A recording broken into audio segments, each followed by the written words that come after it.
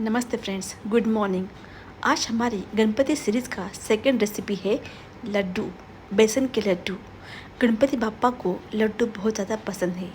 मोदक के साथ साथ लड्डू का प्रसाद भी गणपति को चढ़ाया जाता है। इसीलिए आज मैं आपके साथ शेयर करने वाली हूँ देसी घी से लथपथ बेसन के लड्डू। मतलब आप बेसन के लड्डू का बैटर बनाते हुए उसके मोदक बना सकते हो, उसके पेड़े बना सकते हो। और बेसन के लड्डू तो ऑल टाइम फेवरेट होते हैं। शायद ही कोई ऐसा होगा जिसे बेसन के लड्डू पसंद ना हो। मैं आज आपके साथ जो बेसन के लड्डू की रेसिपी शेयर करने वाली हूँ वो स्वादिष्ट तो है ही, लेकिन बहुत ज़्यादा इजी, बिल्कुल 2 स्टेप रेसिपी है। आप आसानी से इसे बना सकते हो और वैसे भी बेसन के लड्डू पूरे महीने भर टिक सकते हैं। ऐसी रेसिपी आप गणपति के लिए पहले से बना के रख सकते हो। बेसन के लड्डू को आप पेड़े के फॉर्म में, मोदक के फॉर्म में बना सकते हो और गणपति के 10 दिन आपका प्रसाद बिल्कुल तैयार होगा, जो आप 10 दिन के गणपति बाप्पा के लिए प्रसाद बनाते हुए उसे दे सकते हो। तो फिर चलिए बनाते हैं इंस्टेंट वाले बेसन के लड्डू। वैसे तो बेसन के लड्डू को मात्रा की ज़रूरत नहीं है, लेकिन अगर आप इस प्रोपोर्शन में लड्डू बनाते हो तो आपके लड्डू बिल्कुल परफेक्ट मीठे और स्वादिष्ट बनेंगे, इसकी 100% गारंटी है। यहाँ पे मैंने यूज़ किया है लगभग 2 कप बेसन। जब भी आप बेसन मेजर करते हो तो आपको इसको कटोरी में दबा के मेजर करना है, ताकि जो इसका प्रमाण है वो बिल्कुल परफेक्ट आएगा। आपको इस बात का ध्यान रखना है, कटोरी में आपको बेसन को दबा के भरना है, वही आपका जो मेजरमेंट होता है पक्का होता है। 2 कप बेसन के लिए मैंने 1 कप देसी घी लिया है। मैंने मेल्टेड देसी घी 1 कप यूज़ किया है और 2 कप शुगर पाउडर का इस्तेमाल किया है। आप चाहे तो शक्कर को मिक्सर जार में बारीक करते हुए भी उसे यूज़ कर सकते हो। ड्राई फ्रूट्स और घी आपको जैसे लगेगा वैसे वैसे भी आप इस्तेमाल कर सकते हो। सिर्फ 3 इंग्रेडिएंट से हमारे बेसन के लड्डू या फिर बेसन के मोदक बन के रेडी होते हैं। सबसे पहले आपको कढ़ाई में घी ऐड करना है। जितना हमने घी यूज़ किया है, मतलब 1 कप घी आपको एक साथ ऐड कर देना है। आपको बिल्कुल भी थोड़ा थोड़ा घी ऐड करते हुए उसे रोस्ट नहीं करना है। आपको पूरा 1 कप घी कढ़ाई में ऐड कर लेना है। आप चाहे तो एक्स्ट्रा घी बाद में ऐड कर सकते हो, लेकिन फर्स्ट टाइम में आपको पूरा 1 कप घी इस्तेमाल करना है। आपके जो लड्डू है ये बिल्कुल देसी घी से लथपथ बनेंगे और बहुत ज़्यादा स्वादिष्ट लगेंगे। और गणपति बाप्पा के लिए अगर आप लड्डू बना रहे हो तो कंजूसी क्यों करनी, इसीलिए आपको इस तरीके से घी के अंदर 2 कप बेसन को ऐड कर देना है। अब बारी आती है भूनने की। आप जब भी बेसन के लड्डू बनाते हो तब आपको बेसन जो है वो हमेशा लो फ्लेम पे ही भूनना है, नहीं तो बेसन जलने के लिए टाइम बिल्कुल भी नहीं लगता है। अगर आप थोड़ी सी भी हाई फ्लेम या फिर मीडियम हाई फ्लेम करते हो तो आपका जो बेसन है वो बहुत जल्दी से कढ़ाई को लग जाता है और वो बिल्कुल जल जाता है। इसीलिए आपको सारी प्रोसेस लो फ्लेम पे करनी है। आप देख सकते हो 2 से 3 मिनट के बाद ही जो बेसन है वो अच्छे से घुलने मिलने लगा है। आपका बेसन अच्छे से भून चुका है, ये आपको अगर पहचानना है तो आपको इस बात का ध्यान रखना है, जब भी आप स्टार्टिंग में बेसन को भूनते हो तब आपको बहुत हार्ड लगता है। मतलब जब भी आप बेसन को हिलाते हो तो आपको जो करछी होती है बिल्कुल हिलने का नाम नहीं लेती है। लेकिन जैसे जैसे आपका जो बेसन है वो भूनने लगता है तो आप आसानी से बिल्कुल करछी हिला सकते हो। मतलब जो बेसन होता है वो फूलने लगता है और बिल्कुल आसानी से आप करछी बेसन को मिक्स कर सकते हो। आप देख सकते हो लगभग 10 मिनट हो गए हैं और जो घी है वो धीरे धीरे मेल्ट होने लगा है और जो बेसन है वो भी फूलने लगा है। अब मैं बिल्कुल आसानी से बेसन को अच्छे से मिक्स कर पा रही हूँ, लेकिन मैं यहाँ पे बेसन को बहुत ज़्यादा भूनने वाली हूँ। जब तक उसका जो कलर है वो ब्राउन कलर में हो जाता तब तक मैं बेसन को भूनने वाली हूँ। जब आप इस तरीके से बेसन को भूनते हो तो बहुत ज़्यादा स्वादिष्ट लड्डू बनते हैं। अब मैं यहाँ पे ऐड कर रही हूँ ड्राई फ्रूट्स के टुकड़े। आप चाहे तो पहले भी घी में उसे फ्राई कर सकते हो या फिर इस स्टेज पे आपको ड्राई फ्रूट्स ऐड कर सकते हो। मतलब जब आपका जो घी है वो अच्छी तरीके से रिलीज़ होता है, आपका जो बेसन का बैटर है वो पतला हो जाता है, उस टाइम आपको ड्राई फ्रूट्स के टुकड़े ऐड करना है, ताकि उसी गरम गरम बेसन में जो ड्राई फ्रूट्स है वो अच्छे से क्रंची फ्राई हो जाते हैं। इसलिए आपको इसे बिल्कुल भी एक्स्ट्रा घी में फ्राई करने की ज़रूरत नहीं है। इसी स्टेज पे आपको ड्राई फ्रूट्स मिक्स करने हैं और बेसन के साथ ही उसे बिल्कुल फ्राई करने हैं। आप देख सकते हो फ्रेंड्स, जब पहले बेसन था उसका जो कलर था वो बिल्कुल अलग था और अब जो कलर आ रहा है वो बिल्कुल अलग है। मतलब लगभग 25 से 30 मिनट तक मैंने बेसन को लो फ्लेम पे अच्छे से भून लिया है।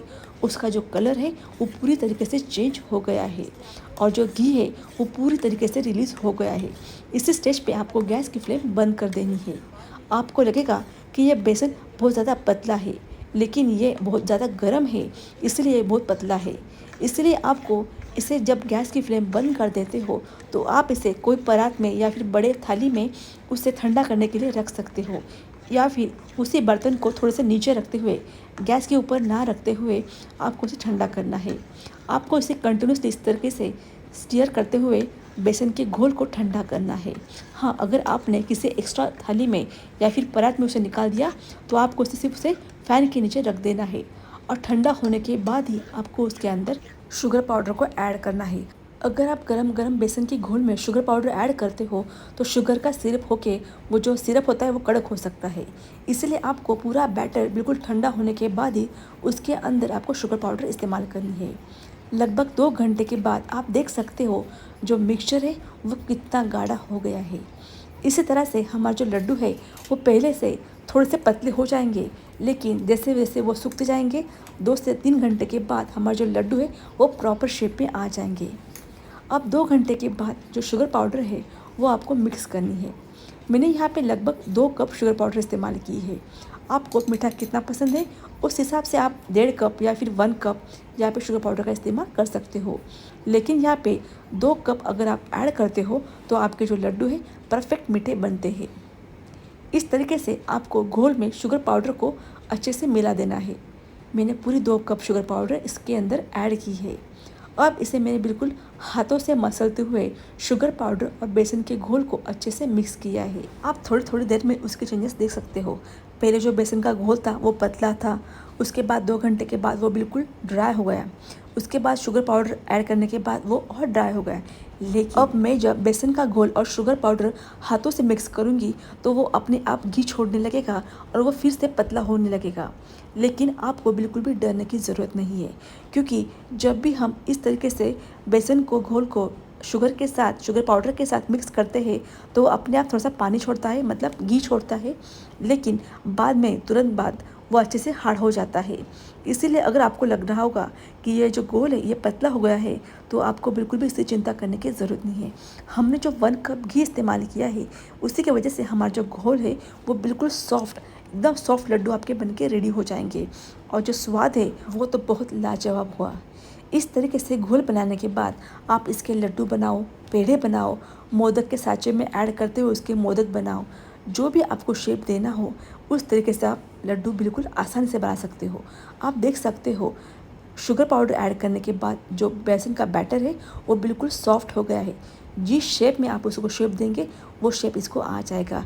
कितने अच्छे से बिल्कुल टेम्पटिंग हमारे लड्डू बन के रेडी हो रहे हैं। ये देखिए बिल्कुल आसानी से हमारे बेसन के लड्डू बन के रेडी होते हैं। आपको इसे बिल्कुल भी मेहनत की भी ज़रूरत नहीं है कि आपको दबा दबा के उसके शेप देना है। बिल्कुल आसानी से 2 सेकंड में आपके जो लड्डू है वो बन के रेडी होते हैं। अब बिल्कुल आधे घंटे के बाद ही जो लड्डू है आप देख सकते हो कितने सख्त हो गए हैं। यही समय है, अगर आपको चाहे तो बिल्कुल राउंड शेप चाहिए तो आप इसे फिर से एक बार दबाते हुए अच्छे से गोल राउंड बना के उसे गोल शेप दे सकते हो, या फिर आपको मोदक बनाना हो, पेड़ा बनाना हो, उस शेप में आप इसे बना सकते हो। आप चाहे तो इसकी बर्फ़ी भी बना सकते हो, वो भी आपको बहुत ज़्यादा अच्छी लगेगी। इस तरीके से आपके बिल्कुल 2 स्टेप में ही बेसन के लड्डू बन के रेडी हो जाते हैं। आपको सिर्फ बेसन भूनने के लिए मेहनत लेनी है। कम से कम आपको 20 से 25 मिनट तक तो बेसन को अच्छे से भून लेना है, और वो भी लो फ्लेम पे। तभी जो आपके लड्डू है ये प्रॉपर स्वादिष्ट और प्रॉपर शेप में आएंगे। आपने कितना भी घी लिया हो वो बिल्कुल अच्छे से लड्डू के अंदर समा जाएगा। आप देख सकते हो इतना घी ऐड करने के बाद भी हमारे जो लड्डू है ये प्रॉपर शेप की बन रहे हैं, और एक्स्ट्रा घी होने के कारण जो लड्डू है उनका स्वाद भी बहुत ज़्यादा अच्छा आता है। इस तरीके से आप लड्डू बनाओ, मोदक बनाओ, और गणेश चतुर्थी के दिन गणपति बापा को मोदक के साथ साथ लड्डू भी सर्व करो। बापा भी खुश और आप भी खुश। आप देख सकते हो हलवाई से भी ज़्यादा अच्छे हमारे घर के बनाए देसी घी के लड्डू बन के रेडी है।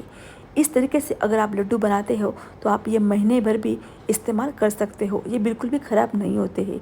इसलिए आप गणपति आने से पहले ही पूर्व तैयारी करते हुए इसको बिल्कुल बना के रेडी रख सकते हो। और गणपति बाप्पा के 10 दिनों में हमेशा मोदक देने से अच्छा है कभी थोड़ा सा चेंज लाते हुए इस तरीके से बेसन के लड्डू या फिर बेसन की मोदक अगर आप सर्व करते हो तो ये गणपति बाप्पा को और सबको बहुत ज़्यादा पसंद आएंगे। सो फ्रेंड्स, अगर आपको ये रेसिपी अच्छी लगी हो तो मेरे चैनल को लाइक, शेयर और सब्सक्राइब करना। और इस गणपति फेस्टिवल में एक दिन ये नैवेद्य बनाते हुए गणपति बाप्पा को ज़रूर खिलाना। Thank you. गणपति बाप्पा मोरया।